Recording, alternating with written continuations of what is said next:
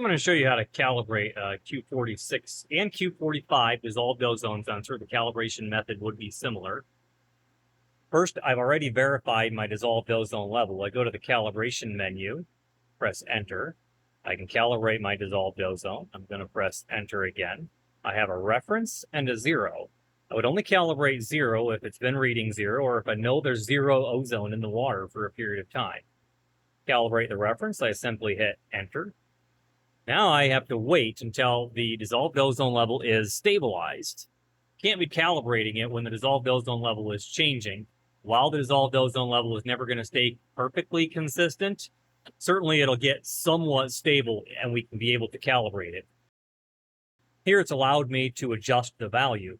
The way I do that is I press this over button and I can get to the various different numbers and I can change any one of these numbers. Now, I already verified that my dissolved ozone level was about 2 parts per million. I'm going to hit the up button until I get down to zero here. Now I'm at 2.01. I'm going to press enter. It shows me my slope, so it shows me exactly how far off of 100%, which was my original factory slope. When you see that slope rise or fall too far, you know that you maybe should be changing your electrolyte solution and your membrane to get you back into a perfect calibration. We'll show you how to do that next.